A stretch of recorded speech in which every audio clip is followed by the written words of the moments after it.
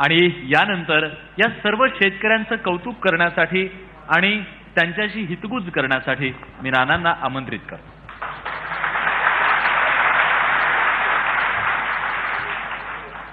नमस्कार.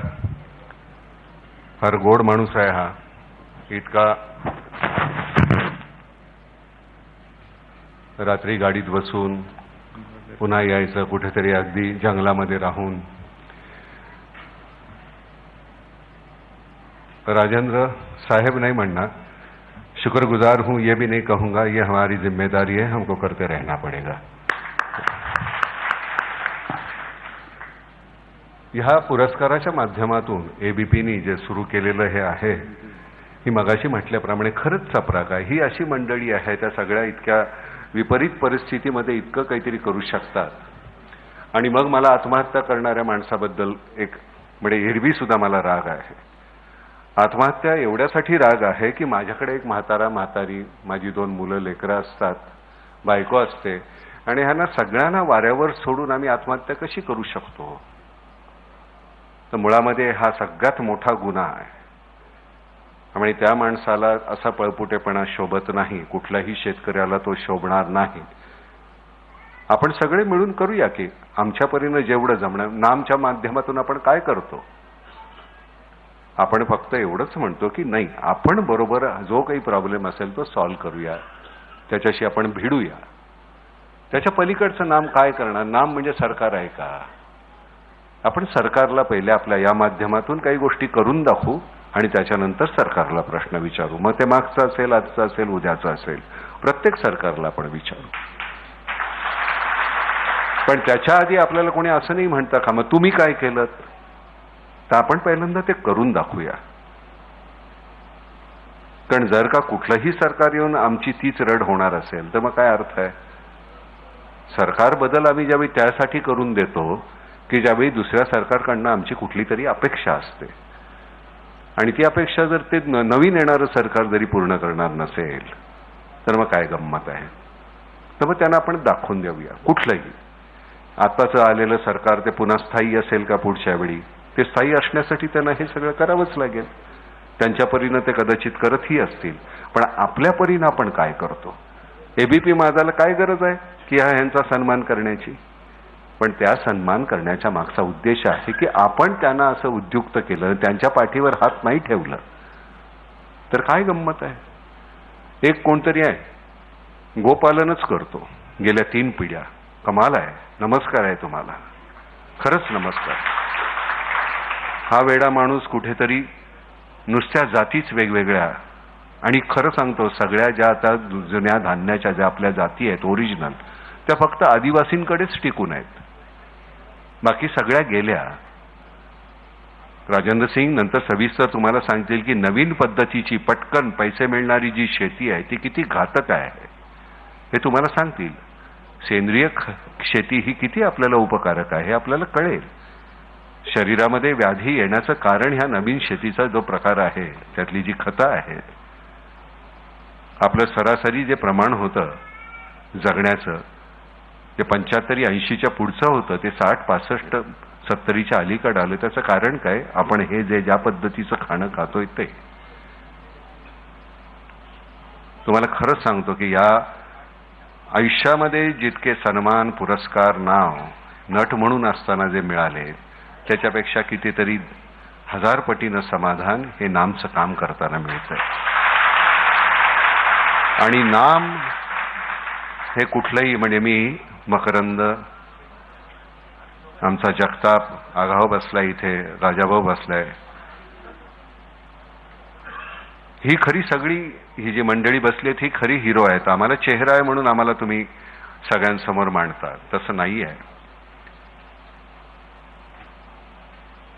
या सगळ्यांनी इतक्या पुढे जाऊन काम केलंय. तुम्हाला खरं सांगतो की ह्या सगळ्या पावसाळ्याच्या आधी गव्हर्नमेंट लेवलवर त्याचा खर्च किती असेल तुम्हाला माहिती असेल. गव्हर्नमेंटची कोणी माणसं असतील तर ती सांगतील. राजीव, 300 किलोमीटरचं एक्स्कव्हेशन, नवीन सगळ्या जुन्या नद्या आणि नाले आपण पुनरुज्जीवित करतोय. 300 किलोमीटर.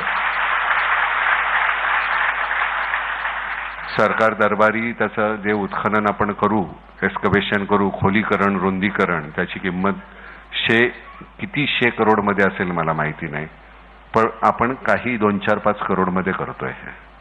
आणि त्याचं कारण सगळ्या गावचा सहभाग आहे, लोकांचा सहभाग आहे. मकरंदांनी खूप मोठा पुढाकार घेऊन, मुळात तो बीड गावचा असल्यामुळे त्या जिल्ह्यातला, त्याची नाळ तुटलेली नाही. हा मुलगा एरवी सिनेमामध्ये जी कामं करतो तो आणि मुळात जो आहे तो, याच्यामध्ये जमीन आसमानाचा फरक आहे. अजून त्याची ती नाळ तुटलेली नाही त्याच्या लोकांबरोबरची. नुसतं त्याचंच गाव नव्हे, आपण हा महाराष्ट्रापुरता मर्यादित विषय आता एवढ्यासाठी आहे कारण आता आवर्षण आपल्याकडे आहे म्हणून. पण याच्यानंतर गावातला नाही, आपल्या फक्त महाराष्ट्रातला नाही, भारतातला प्रत्येक शेतकरी हा आपला आहे. त्यामुळे आपण ती नुसती महाराष्ट्रापुरती ही चळवळ असणार नाही. जिथे जिथे म्हणून कुठे कमी असेल आणि शेतकऱ्यांच्या संदर्भात असेल, नाम फाउंडेशन आणि आपण सगळेच, नाम फाउंडेशन म्हणजे काय, हा मी आणि असे नव्हे, आपण सगळे मिळून आपण ते करायचंय. त्यामुळे भारत ही संकल्पना ठेवूया डोक्यामध्ये. केवळ महाराष्ट्र ही संकल्पना असू नये, केवळ जय महाराष्ट्र म्हणून थांबायचं नाही. आपण जय हिंद कधी म्हणायला शिकणार मला कळत नाही.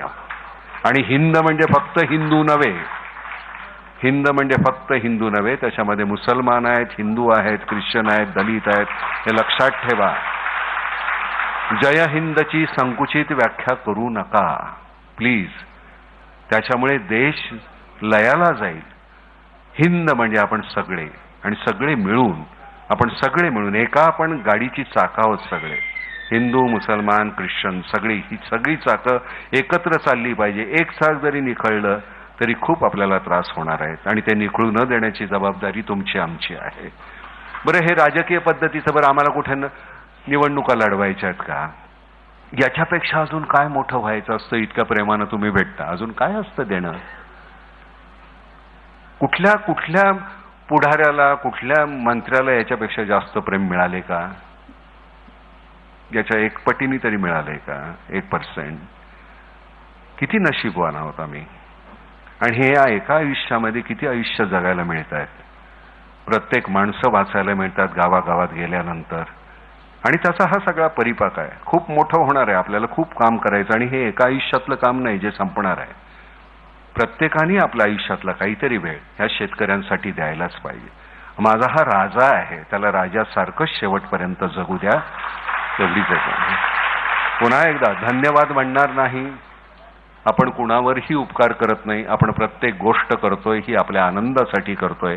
एबीपी माझाचे सुद्धा उपकार नाहीत, तुमच्या आनंदासाठी तुम्ही हे करताय, आणि त्यातला आनंद जो आहे तो तुम्हाला कुठल्याही गोष्टीमध्ये असा मोजता येणार नाही. त्यामुळे मी खरंच, मला खूप बरं वाटलं की आम्हाला इथे तुम्ही या आनंदाचा सहभाग होऊ दिलात तुम्ही त्याचा. त्यामुळे मी फार बरं वाटतं. मगाशी तुला छान त्यांनी, आमचे शास्त्रज्ञ होते, त्यांनी म्हटलं तुम्ही 4 शब्द बोला, ते म्हणले मी 2च बोलतो. असा हजरजबाबी माणूस मला खूप आवडतो. नुसतं काही करायचं नाही, खिट्ट्या आम्हालाही काढता येतात असं त्यांनी जे दाखवून दिलं ना, ते मला फार छान वाटलं. अशी माणसं पाहिजे. नुसतं दुःख दुःख दुःख दुःख नावाची गोष्टच नाही. लाथ मारायला शिकायची दुःखाला की ते जवळ येत नाही. राम राम.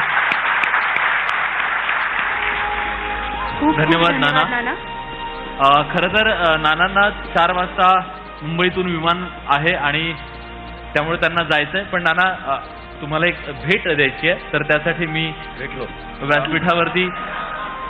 आता इथून गोव्याला काय रे बाबा? हा, मला वाटलं की तुझ्या इथनं माझा आवाज जाणार नाही की काय. इथून गोव्याला जायचं, गोव्याहून आचऱ्याला जायचं, तिथे एक गाव आहे.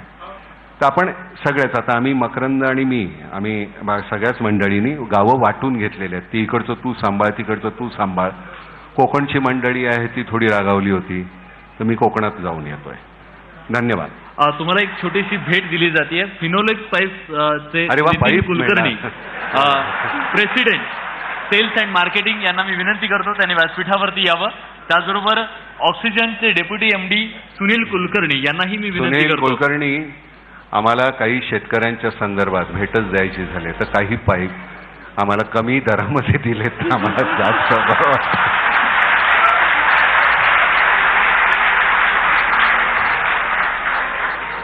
लागलीच सेल्स अँड मार्केटिंग झालेलं आहे.